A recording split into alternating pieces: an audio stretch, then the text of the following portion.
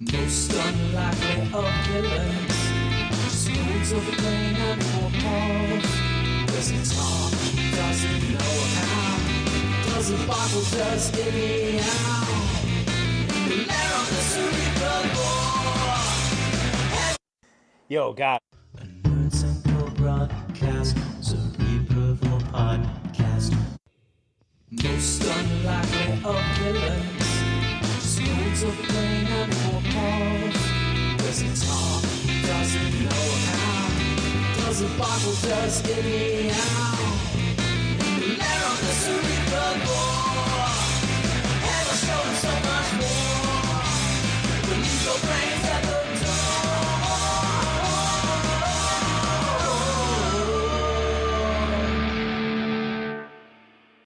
Yeah, BJ. So I've been watching The Boys. Have you checked that out? What do you think? I have. I think it's pretty good. I mean, I think it's evolved satire to a new level. It's just, I mean, it started off as kind of a superhero satire, but now it's become a satire of Government, government, conspiracy? government, politics, consumer culture, corporate greed, media, whether the media is independent or not, who controls what. It's very irreverent. I guess that's what I've liked in this third season. It just the first episode of the first season I thought had the most brutal but somewhat hilarious gore.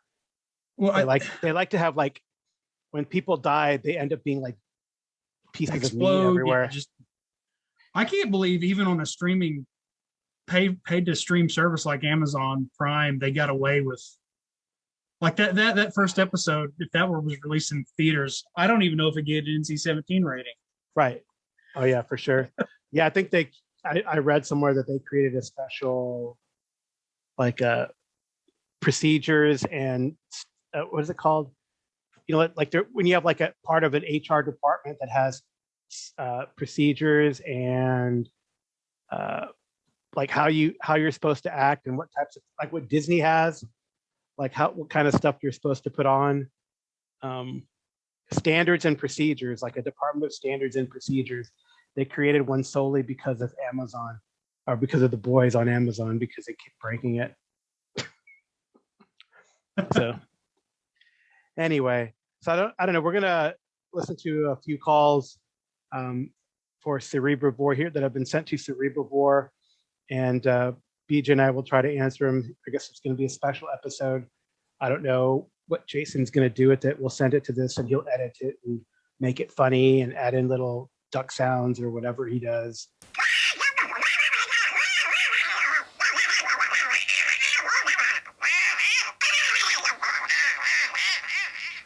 With his little magic Audacity program that he uses. So yeah, this first one, I don't say, I asked this question if we should do this, and I was told no, but apparently the rules do not apply to this next caller. So we'll take a listen to it. No, we're not supposed. We're not supposed. If we're part of the core group, we're not supposed to call in. No, the idea is if you're on a podcast, you don't call responses into the show you're on. If you're not on that show, then of course you can call responses in. What's that? Oh, I interrupted you. Well, that's typical, right? Isn't that what that guy does anyway? Yeah. So I just kind of, that's what I was told, that we're not supposed to do this. But again, the rules don't apply. So you ready? Yeah. Listen to it. We're not going to talk over each other like you got, like this caller always does, apparently, even live. All right, here we go. Yo, guys, calling in about the homebrew versus pre-written campaign thing. And I guess I should have been on that episode because I could have been the tiebreaker. And I'm definitely on Team Daniel and Jason. I just find pre-written adventures, like, I'm currently running Wrath of the Righteous, and it is so much more work intensive than when I run homebrew campaigns. Like, it's not even close. It's worth the work. It's a lot of fun. I love the ideas in the adventure. I love, the way it's written and progresses and everything, but it's definitely more work, which is why the next time I run a big campaign that's meant to last for a while, it's absolutely going to be homebrew. But yeah, it was a really good episode. I thought you dudes all had awesome stuff to say, and so yeah, until we're all on the same show again, have a good one. Peace out. All right, I'll let you respond first, BJ. I have some thoughts. Well, thank you, Joe. I mean, I think it was mostly just a compliment that he enjoyed the episode. Yeah. I wish he could have been there and been part of the discussion. He always has good things to add when we have him on the panel. I think I'm in favor of. I think I'd said ultimately my preference is to do my own stuff. It's just a matter of time. Joe's indicated it's easier for him to prep his own things than it is to prep a pre-made module. I think probably when I got into the current habit of running pre-made modules, it was because for whatever reason they were easier at the time. But as I think I've gotten a little more system mastery over the systems I use primarily, I think I may be getting to the point that homebrew would be faster for me if it wasn't for the fact that I was playing online. Because maps, I could sit down with a piece of graph paper and just build a dungeon off the top of my head, right? Almost live, just make it up as I go. But you can't do that on a virtual tabletop. And to me, I guess it all comes down to me. It's easier to use existing maps, which you can get free maps online and just make whatever you want. I've done that before as well. But so many of I guess because I've been kind of steeped in fantasy grounds, so many of the stuff I want to do, you just buy the module and the maps are there and the encounters are already planned out, and you just got to go on autopilot. So that's probably how I got into the habit of doing that. But if I had a little more free time and maybe I need to rethink my approach, because I definitely enjoy running my own stuff more than I do canned stuff. Those are my initial thoughts. I think I just recapping what I said in the episode. But if you run Theater of the Mind, you don't have to worry about all that stuff, and then you don't have to buy those expensive modules, BJ. Yeah, well, Jason and Daniel aren't here to agree with you, and like Big Brother, we're always here. I think it depends, right? I will say that. So, for example, I scheduled myself to run something for Free RPG Day. I got the adventure like a couple nights before. It was a DCC funnel adventure. I read through the module while I was flying from flight point to flight point in my Worlds of Warcraft game. So it took me maybe a half an hour sporadically to read through the adventure, and I'm ready to play it. So that to me doesn't take a lot of time. It is a one shot. It is a funnel. It's DCC, which I'm extremely familiar with. I probably could do the same with a Pathfinder 1 game, since I played so long and so many years and for so long. Same with Starfinder. I would say I've learned my lesson with Pathfinder 2, and that's why I say it depends. I think Pathfinder 2, since I don't think we have learned quite system mastery yet. It takes a little more prep, even though the adventure is already given to you. And I'd say the adventures have been better when I've read ahead than when I've just kind of spontaneously read through while we're figuring out the encounter. Because you could do that. You just click on the little tag in Fantasy Grounds and it tells you what happens. You press a little button and they're now populated into the combat tracker, right? So, and go. So, but if you want to know how all the encounters go together and what they actually mean, and can give the player some insight when they search around and help, tick that exploration box, well, you probably do need to prep. And how does this all fit in to the story as a whole? That's where I think the prep comes in. Running the encounters is probably pretty, like you said, BJ, it's like autopilot, but knowing how they all fit together. And then what's interesting, so with my own stuff, right, I have the GM journal. I have a GM journal, and then I write an outline of what's happened. And I know in the back of my head what the background is, right? When I ran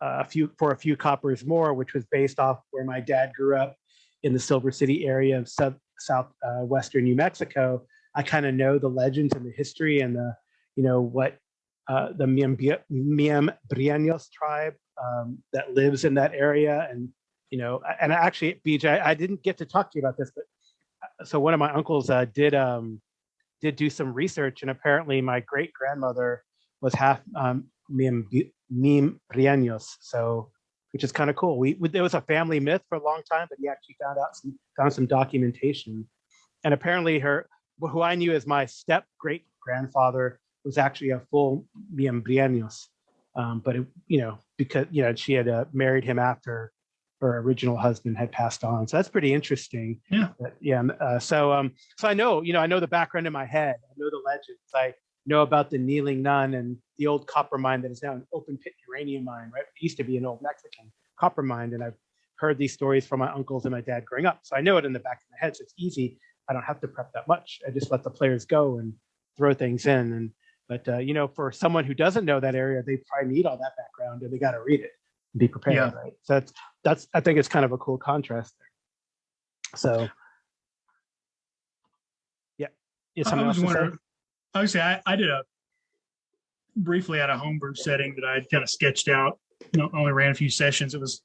The geography was based on where I grew up, and I had to come up with sort of a D&D-esque story to explain the lay of the land and everything. So yeah, I'm sure that'd if be fun. Yeah, that'd be fun. That's why it'd be fun like to do.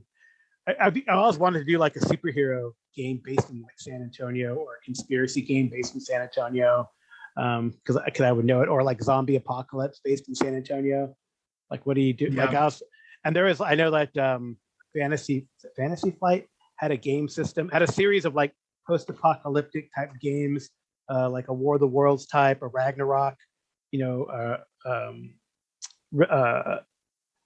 Revelations type game, and like a zombie apocalypse where the world went to hell, and then you played like yourself, and the character generation was pretty interesting because you think what you want, what you would propose what your stats were, and then you go around the table and the other players would modulate that based on what they felt, which is kind of interesting. So it'd be cool to play. It'd be fun to play yourself in something like that where you're familiar with. That'd be kind of fun, I think. That's very similar to what Greg Porter did with Time Lords, published by BTRC.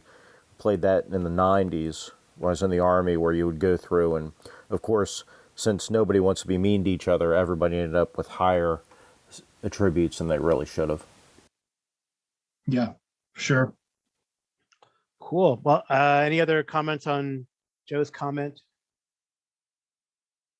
No, Okay. no, off the top of my head. I want to say, can I do this comment, BJ? Can I do this comment? We got another comment. Sure. It's not. You'll do this comment. This guy. This was sent some feedback to Jason on the Cerebrivore, whatever, by someone named Peter Spez Baby on the Discord, and it was feedback on pre-written versus homebrew. So this is pertinent. Was that on Audio Dungeon? I don't know who this I person couldn't find the comment. I went kind of tried to look through Audio Dungeon. I don't know who. Yeah, I recently dropped some Discord, so I don't, maybe he's in one of those. Nope, it was a direct message to me. He says, I played in a session of Age of Ashes last week. 3 PCs, a druid, a monk, and a thief, all 5th level, and we stomped the big bad in under 5 rounds without losing a party member. I think that's directly pertinent to you, BJ. Good. Congratulations. That's pretty cool. We 3 5th level PCs. I think we had 4 4th level PCs. Is there a big jump from 4th to 5th? I know at 5th I don't know. You're going to get signature spells, for example, like Fireball, right? So yeah, I think we were also very new to Pathfinder 2. You get Flame Strike as a druid. Yeah, so I think yeah, I don't know. There were some bad dice rolls. There was some. I don't think it was an impossible task. I made it sound like that. That wasn't my intention. I think it's a very surprising jump and challenge from kind of what we were doing before in the lead up to that. But again, it could be that this person and their players are a little more experienced with Pathfinder. I think one of the things I'm still learning to appreciate about Pathfinder 2 is that the secret is to place conditions on your enemy if they're of any challenge to you, because sometimes just trying to whittle away hit points doesn't work. You got to do something to make them more vulnerable.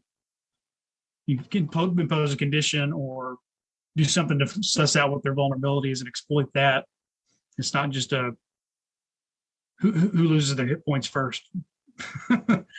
So, we're still learning Pathfinder 2, so maybe we go back and fight that same battle with some more characters and a little more experience under our belt and be fine. Yeah, I think I wonder if this is I guess he said it was a Barghest, right? Yeah. Yeah. So I wonder if this is a homage to the first Rise of the Rune Lords, because there was a Barghest spoiler. There was a Barghest in like towards the end of the Rise of the Rune Lords, and that one was not expecting it, not having the right equipment, because I think they had some damage reduction or you need like a magic weapon or something like that. If you didn't have the right equipment or tools, you would just get destroyed by this creature. And generally, like Pathfinder 1, I know in some of the books, the big bad at the end, there was a certain way you had to fight the big bad or you would just get stomped. So if the Barghest in the first book, Zanesha, my favorite badass villain of all time in the Clock Tower in the second book, and then she comes back in another Pathfinder adventure path as an undead, so which is really cool. So they do, and then they'll just eat you alive unless you're not just like at the right level, but have the right, have picked the right, feats or talents or whatever, or have the right spells to deal with the situations that occur, right? If not, you're going to get messed up. So I think it's definitely team specific, and a lot of player skill and knowledge is involved in some of these. And Pathfinder 2 is, I think it's a really good game as the more and more I'm learning and playing it, but it does there's a learning curve to doing it, I think. Yeah. All right. Well, thank you for that comment, Peter. I don't know what Spaz Baby means. But that's his handle. And now we have a couple more calls. You ready for the next calls, BJ? Yeah. I think these are on guns. And I have some response to that. So let's play this first one. Hey fellas, it's Joe from Raven God Games. Hey man, really interesting episode on gunpowder. Yeah, I don't personally use it very often in games, but I guess the consensus was that it very often just relies on, the setting and the story you want to tell, right? Like, gunpowder doesn't really belong in every D&D game, every fantasy game. But back in the day, I ran a long-term sort of like pirate game. I used the Mighty Fortress campaign from 2nd edition. Used all those rules in there. Really enjoyed it. It's just cool stuff. Extra special call out to Arlen for mentioning Blood Meridian, because that book is terrifying. Later. All right, that was Joe Salvador of Raven God Games, as you heard. And he had a comment on our guns in your D&D. So you want to respond first, BJ? I'll let you again respond first.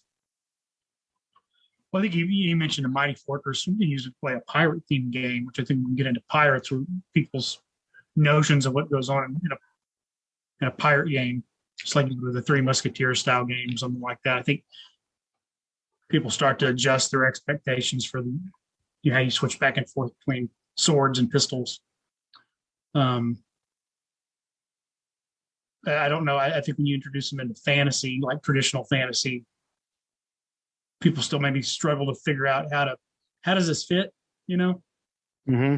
And so you have to think about, I think, again, one of the things we talked about in the episode is what type of genre fiction are we trying to emulate, and then to lean into that, because then just let it work, let it be the genre that it is, as opposed to getting real fiddly and technical.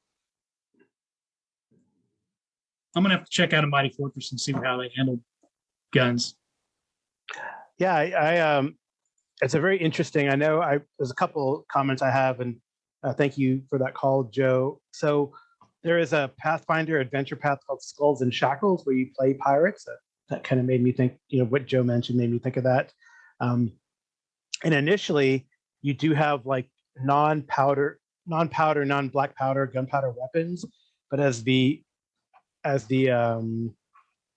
adventure path progresses, you get more powerful weapons like to put onto your ship. So you start out with like ballista and catapults, but then eventually you get to, cannon. So it's pretty interesting. So they kind of escalate things, and I, like you said, with pirates, kind of falls within the fiction. There's definitely guns and idea of guns that you can have in Galarian. And in fact, their latest adventure path, let's see if they have it on here. Outlaws of Alkenstar here's the blurb. A ragtag band of gunslinging outlaws get their hands dirty in the greasy alleyways and whiskey-soaked saloons of Alkenstar, the city of smog. Totally putting guns in your fantasy there in Galarian in the Pathfinder world, right? So the other thing that came to mind was I don't know if you've ever read the Chronicles of Amber. BJ, I have it on my list, and I've never gotten to it. Roger Zelazny. So this is in the Corwin cycle. 9 Princes of Amber is the first book. The main character Corwin in the second book is called the Guns of Avalon, and gunpowder does not work in Amber. So Corwin figures out a way to make gunpowder work. He uses a different type. He doesn't use saltpeter and the other stuff we use to make gunpowder in this world. He uses something else and is able to arm his soldiers with a different type of powder. So, it's kind of like this thing like in Greyhawk, gunpowder doesn't work, but maybe that could be a whole campaign where the players try to figure out how to make it work and change the game. I think that's something that, to me, that would be a way to put guns in your fantasy game. I think it's fine. I don't see why. I mean, it's not for everyone, but I guess I find it a hard time seeing why it's like, people get riled up about it. I think it's fine. What you're describing from Amber there, Carl, is close to what Greg Porter did. He probably just lifted it from that for the game Warp World that BRTC put out, which is a post-apocalyptic world. If I remember right, there are fantasy races in that too. The idea is the old gods woke up and after the apocalypse or whatever, and they intentionally are suppressing technology past a certain level. I think it normally caps out around pre-Civil War. So you might have muzzle loaders, but you don't have cartridge firearms kind of thing. Anyway, back to Carl. Yeah.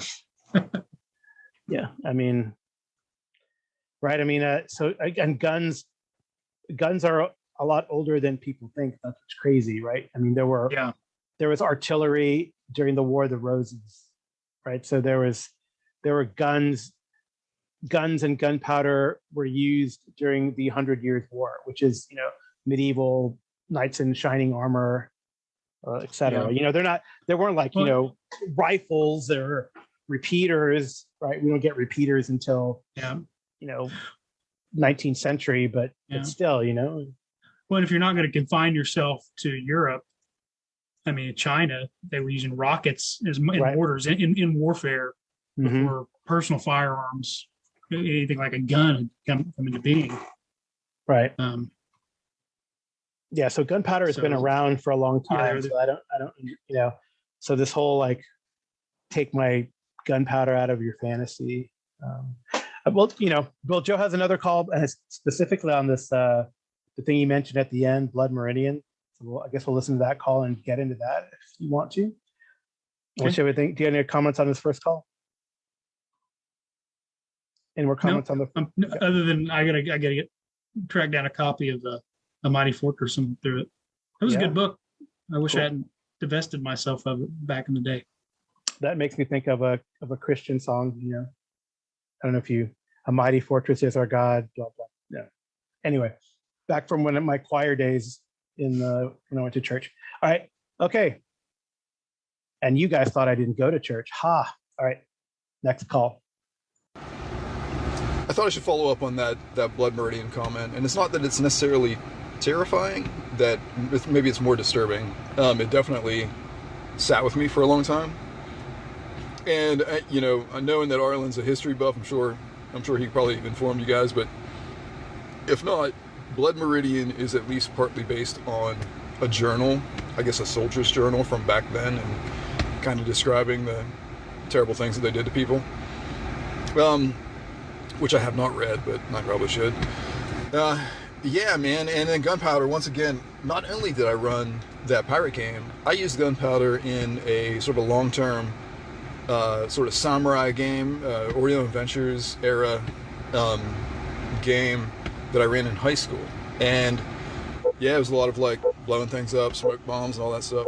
Yeah, it can be really cool. All right, I'll see you guys. All right. Well, that's Joe Salvador from Raven God Games. And he talks about this book, Blood Meridian. Have you read it, PJ? I have not. I'll have to check it out sometime. It's a Western, right? Yeah, it says it's a Western. It says it's a Western. It's by Cormac McCarthy.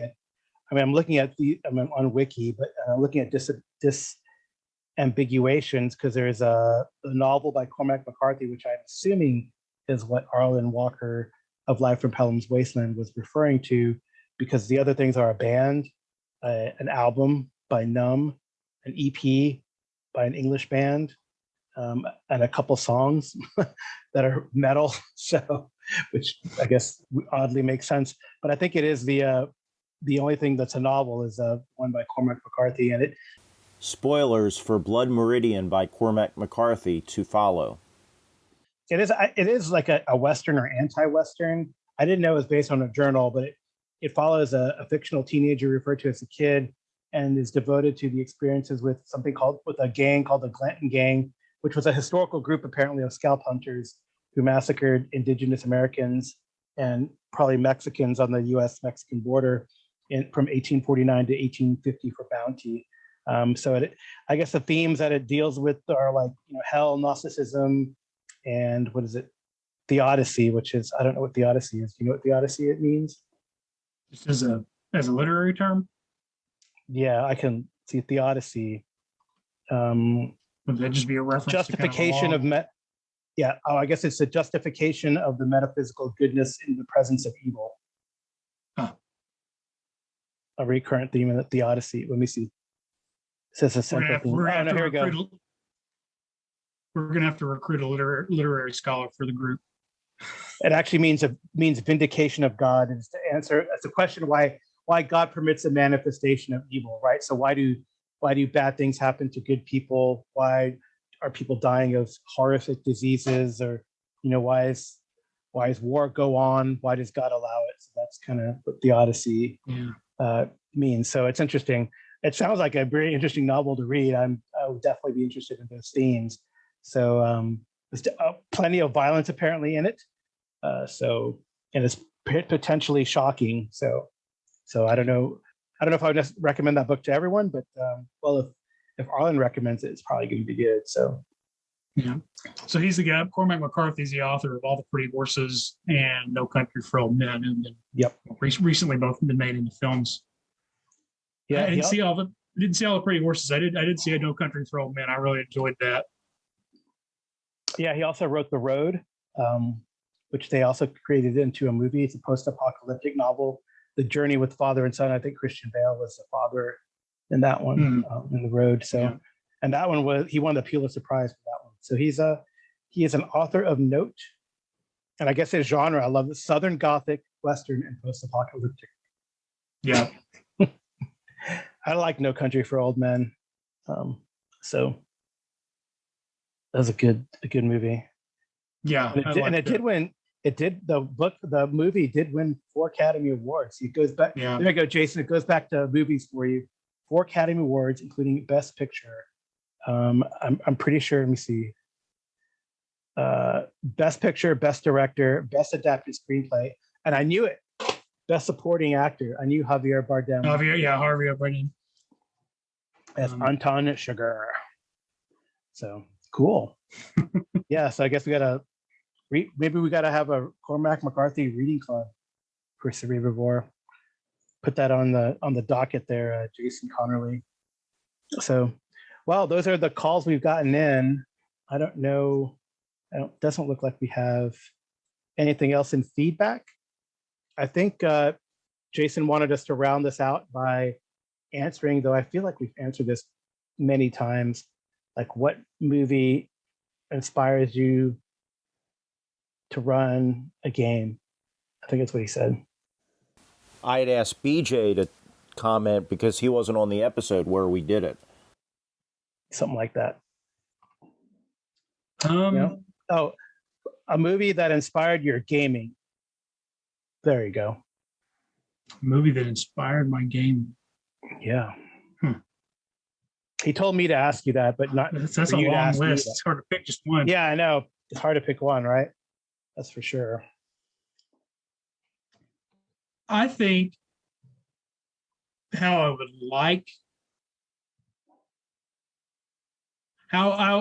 like a movie to go would probably be something along the line of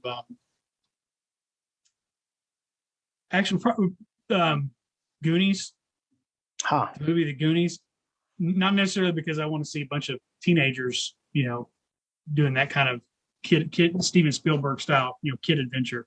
Mm-hmm. I think something that's good about Goonies is the pacing and the fact that you've got a group. It's an ensemble, so it's a story where it's not just one. They all have to do something to further the adventure. But I think it shows a good. I mean, they basically go on a dungeon crawl where you've got traps, you've got hazards, you've got enemies that are threatening you that you have to either stand up to or get away from. They have to escape. There's just. I wonder if I could get away with making a dungeon crawl based on Goonies. My players would recognize it if it was just D&D. Well, if they did recognize it through Goonies, if they did not recognize, there's a MacGuffin thereafter. Yeah. They didn't recognize. I think that's the kind of. Yeah, that's the kind of movie that I would want to pace. I think another good one is Willow. Yeah. Yep. When I think about, movies that were primary movie sources for me that aren't just adaptations of books or something else. Mm-hmm. The low hanging fruit is to say Star Wars, but I think Star Wars is an epic tale, and most of our D&D adventures aren't supposed to be epic tales; they're sort of local. Yeah, that's kind of true, right? Yeah, so I think what's funny is that if your players didn't get the Goonies, they would, if they ever played Worlds of Warcraft, they'd see that because so one of the dungeons, Dead Mines, is totally inspired by Goonies. You have this pirate ship in it, stuck in a cave type of thing. So one of the things. That'd be a good way to launch a Spelljammer campaign instead of firing a pirate ship to find Spelljammer. Yeah, there was actually in one of the dungeons, there was an adventure like that. It was kind of cool. I'll have to track that down when we get to Spelljammer. I think it's Dungeon of the Mad Mage. No, it's not that. There was like an adventure in like the Dungeon magazine, like a oh yeah, way back a one shot. Yeah, when you find a ship. And you got, and other people are looking for it too. It's interesting, but it had, I think for high level travel, I think I introduced that in one of my campaigns, just so that, but we didn't do Spelljammer. They just kind of flew around in a ship. Yeah, and of course, airships are pretty cool anyway. Yeah. And one of the first adventures, I had like a cloud dragon come a knocking, so they weren't happy. Lightning storms and flying ships don't go together. No. So I guess you're supposed to ask me that question, but I haven't really thought about it. What movie inspires you to run games? Probably like Gladiator or movies about gladiators, like an airplane. No, Gladiator, I think would. So there's a lot of.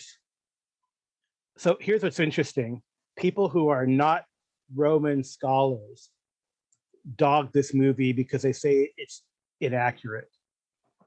People who are Roman scholars that I've heard like on YouTube give their analysis of Gladiator say, yes, this did not happen historically. However, a lot of the costuming that they do, some of the fighting they do, minus the trebuchets fiery catapults, and even the craziness ascribed to Commodus are pretty good. And they actually say this is one of the best both CGI and acting representations of Roman culture from I guess it's the second century that exists. So there you go, which is pretty interesting. Actually, another movie that would be really cool.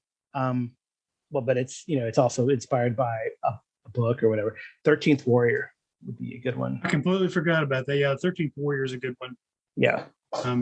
Which, it's a book inspired by Beowulf. Yeah. Yeah. Michael Crichton's Eaters of the Dead, right? So, yeah.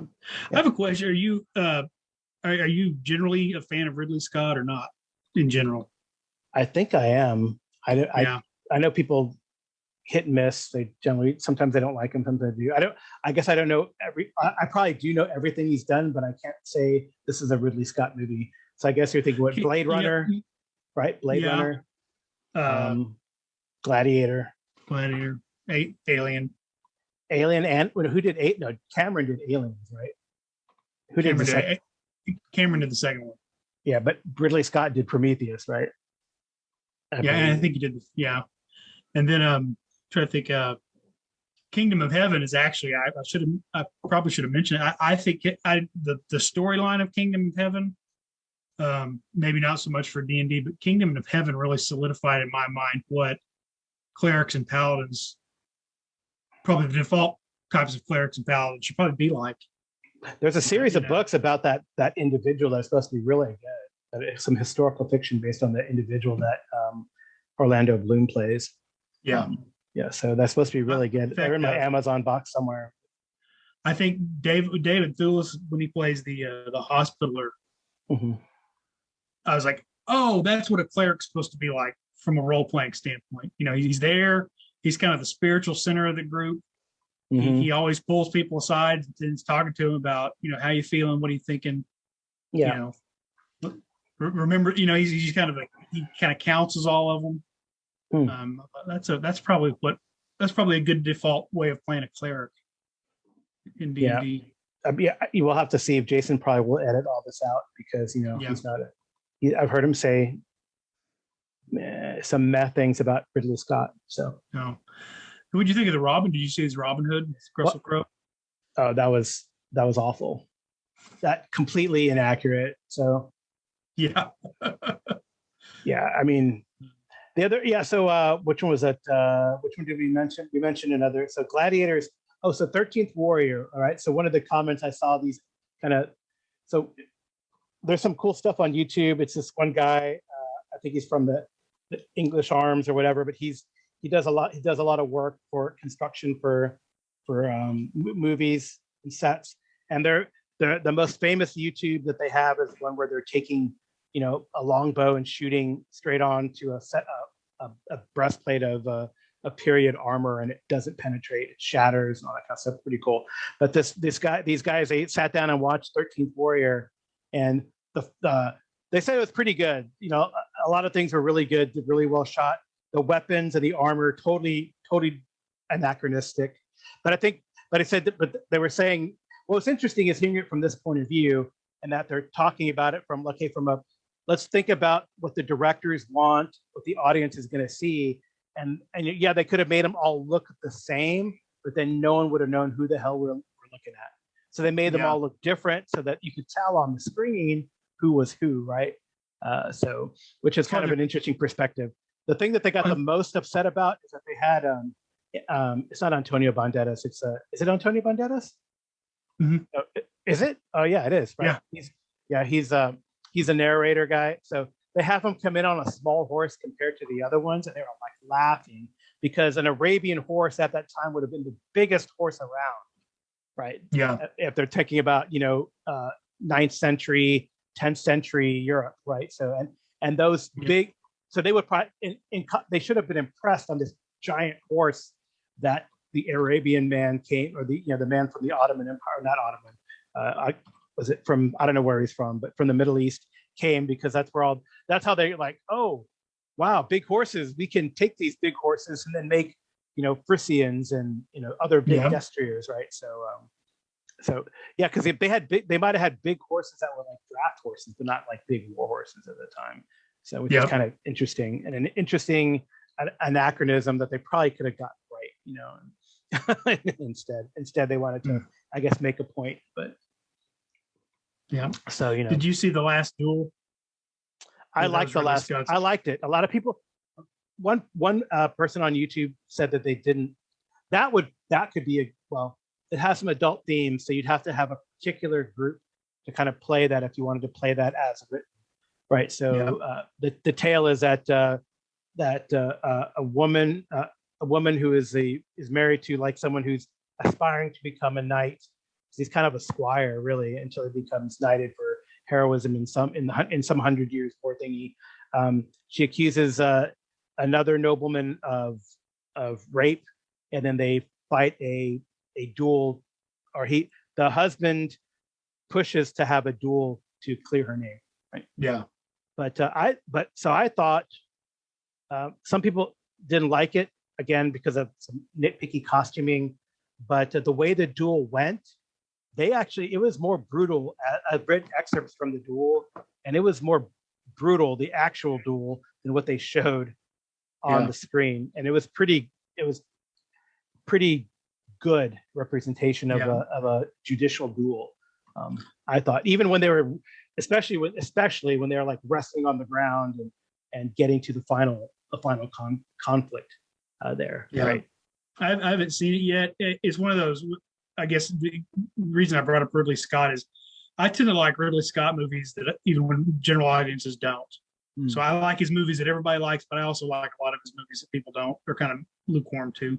And I know that one, the main thing I saw was from Matt Easton, Scholar Gladiator. He has a YouTube channel. Yeah. And he's a historian, medieval historian, and a historical European martial arts expert. And he's just kind of lambasting. He probably would have let it go, but Ridley Scott kind of started whining about how modern audiences don't appreciate cinema. He went on this whole, that's a big thing right now. If you're a big time director, is to lambast superhero movies. And what superhero movie did Ridley Scott do? I don't know. Has he done a superhero movie? I don't know. But anyway, that was Matt Easton's sort of thing. Is maybe instead of bemoaning people's preference for superheroes, you should focus a little more on the accuracy of your props. And you just show Matt Damon's helmet has like a half of a face shield. Yeah, that's what they're. Yeah, but see, those are considerations again. Like that's why I like this one guy who does these armory shows, because he kind of explains the consideration as to why they do things they do. I mean, think of how the guy who's been playing the Mandalorian has been pitching a fit because he has to keep his helmet on, right? So that's exactly what these people have to deal with, right? Is that they have to, you want to see the actor. You want to see him paying these actors a lot of money. You want to see the actor, so you're going to have them in a half face plate instead of a full like bassinet, right, of the period. Well, that's why they constantly are looking for excuses, even in superhero movies, to have them take their helmets and their masks off. Right. That was kind of an interesting contrast with the Batman. Pattinson actually spent most of his time with the Batman mask on. They kind of leaned into the fact that Batman is the person and Bruce Wayne is the disguise. Yeah, that's kind of interesting. But yeah, there's another movie that they talked about that I wanted to talk about, but maybe you can. What movie was another movie that I thought would be a good representation? A Knight's Tale might be a good one. Oh yeah, Knight's Tale would be good. I agree. You could totally do that from hero to zero, or you're kind of caught in. You're a squire and your mentor dies, and now you got to take his place. Yeah. Oh, I kind of had something like that, and that was inspired by that in a way, in my Warhammer Fantasy game, where one of the characters was kind of a doppelganger for a noble who had never fought a joust in their life. But, said, "I will pay you because you're tall and lanky like me to get suit up and fight in the tournament." And the player character, he rolled lights out, and changed the fate of this lanky bookworm of a son of a nobleman, because he never took his helmet off. He won the tournament, did amazing in the melee. His father, raised an eyebrow and said, "Oh, my son can fight," type of thing. But it's totally like Knight's Tale, right? You kind of play that sort of doppelganger in a way, I think. So that's cool. Yeah, there are a lot of movies that can really inspire us. I think there's definitely some. Well, and of course, as I think several people have pointed out in the past, Conan the Destroyer is not a good Conan movie, but it's a very good D&D movie. Yep. To quote Jason Connerly. Right. Yeah. I'm trying to think so interestingly, some of the adventures, like the Modiphius 2D20, they have some adventures that take place with Conan's around her in the background. They have one inspired by Beyond the Black River, which is pretty amazing, actually. It's pretty fascinating. And you meet some of the NPCs you meet some of the characters from Beyond the Black River, including Conan, I think. So, which is pretty neat. So it kind of puts you in that. That's one of my favorite Conan stories, actually. So, yeah. Oh, yeah. Arlen would. Arlen would appreciate some of this conversation too. It's a bummer that he can't join us because he loves talking about, of course, Conan and historical accuracy and the like. But maybe we'll have to get him on, or when we can finally get together. We need to get him and Joe going, because Joe has been on about ancient history and how long have humans been here and the time frame he's pushing back. And I keep waiting for him to say, maybe there really was a Hyborian age. It's just been lost to the wastes of time. Well, it got me thinking, especially if you go listen to some of the cool discussion that's been going on Hindsightless recently, especially from Barney Dicker of Loco Ludus. So what's interesting, and it reminds me a lot of like playing or reading Sid Meier's Civilization stuff, right? Is that some of the inventions or technology breakthroughs are so fundamental and profound, but like what I think Barney talks about and discusses is that we weren't there, we don't know, we don't have everything, we only have like not even a snapshot, right? If you think about if there are 1,000 years of development of an antler pick, right? Yeah. And probably like they can see that there is definitely advancement, but we don't know. For one, a lot of these things don't survive. Like, right. It depends on the culture's artifacts. If they're able to develop stonemasonry and metallurgy, you get a lot more artifacts and signs of what was going. You start to piece together what may have happened versus if they were using primarily wood and bone and the only stone they used. So we don't know all heads. We don't know all the wood and bone stuff. Like the big mound near St. Louis that Jason I think mentioned. Cahokia. They now realize there's this big metropolis, but everything would have been made out of wood, and you see the evidence where they had moved dirt to create the mounds, but they weren't large stone structures to leave a footprint. All the structures would have been made of wood, and maybe hides in there as well. So nothing that would survive that long to really show you what you're just going to find pottery shards and arrowheads and things like that. Versus ancient Mediterranean civilizations, you find remnants of the basements of buildings and metal tools and weapons that are much more likely to survive. Yeah. So what if these structures or whatever were temporary? So who knows, right? Yeah. Right. But again, like Barney was saying, is we feel like industrialization is the big giant leap that's happened, but there are a lot of other major leaps leading up to agriculture, dealing with working stone and bone and wood that we just don't understand or survive. Clearly, like an early Neolithic stone axe is vastly inferior to a late Neolithic, near almost transitioning into Bronze Age stone axe. But we probably don't have enough evidence to really understand and see that. But I think Barney also was alluding to the fact that do you define civilization and advancement of civilization and the sophistication of a civilization by its technology, but or do you define it by things like its things that don't survive unless there's a written record? Yeah. Culture, law, tradition, religion, the way a society functions, the way it addresses problems to resolve conflict between citizens, to how goods are obtained and distributed. Those are all things that if there's no written record of how they did it, we don't know how they did it. And they may have had, who knows what kind of cool ideas people way back might have had about how we should all get along together peacefully. Well, I mean, clearly they were able to do things that we cannot do even today, right? Like Stonehenge, the pyramids, Goblet, whatever the one that Joe keeps referring to, Goblet Tepe or whatever. These are large community projects that you'd be hard pressed to be able to get the amount of people needed to do that today, right? Right. To make something that probably doesn't necessarily benefit them. It would be stuck in an appropriations committee hearing. Which does remind me that another cool movie would be 10,000 BC. Be another movie to have I don't know. I thought it was pretty interesting. The kind of take on history and much better, I think, than like the Scorpion King stuff. As much as I like The Rock, Dwayne Johnson, but 10,000 BC was pretty interesting. So, yeah.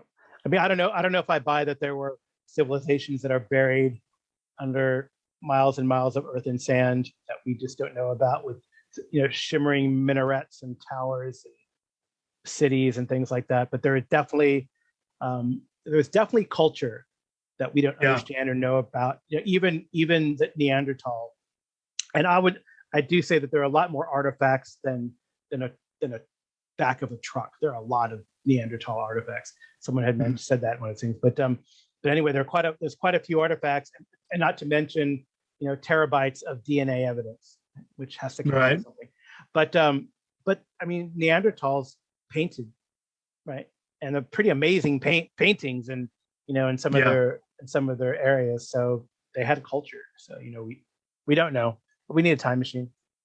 Got to go back. Maybe we'll map their genome and recreate them, since apparently we're on fast track to bring back woolly mammoths. So but then again, what would you know about a Neanderthal? If you could clone Neanderthals, all we really know about them is their physiology and their cognitive capabilities. They're not going to recreate their original culture. Just right. What would people do? I mean, I don't even want to talk about that, because the ethics of that, right? You clone a Neanderthal and you raise them in a human society, and all you're doing is testing to see if they're as smart as a human, right? You're testing to see if they can learn to speak. Can they speak like us? What do they sound like? They're going to treat them like a grade 8. Yeah, that'd be like Brave New World. Oh yeah. It'd be a spectacle. Right. Totally. All right. Or it'd be like the you remember that Phil Hartman skit, the Unfrozen Caveman Lawyer on Saturday Night Live? Oh yeah. There's that one. And wasn't there like a movie with Brandon Fraser where he was like the ice? Oh, Encino Man, yeah. Encino Man, yeah. And Pauly Shore. That was one of Brendan Fraser's first. Was that a Ridley Scott film? I don't know. Probably not. So, and Sean Astin. Oh, really? Was Sean Astin in that? He was the main guy. Yeah. Well, does that inspire you to have him to make I don't know. Yeah. Oh wow! So he apparently Ridley Scott's latest is House of Gucci. Oh yeah, I haven't seen that one yet. Yeah, I heard it's pretty good. Anyway. Okay. Oh, he did do The Last Duel. Wow. Okay. And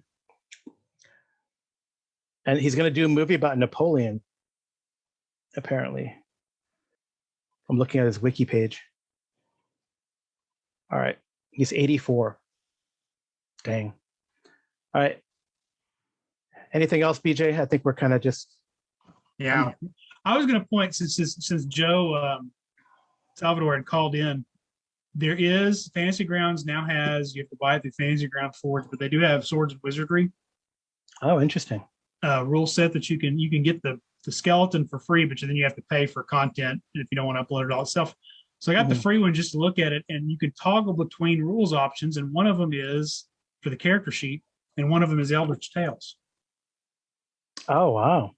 So it's got Swords and Wizardry box set, White Hey. Box World War II, White Star, and Eldritch Tales. Wow, Joe, are you getting any royalties from that? I don't know. Good question. And again, I don't have content. It just sets up the character sheet with the fields you would need to play Eldritch Tales. You'd probably have to hand enter it. Yeah. But Oh, cool.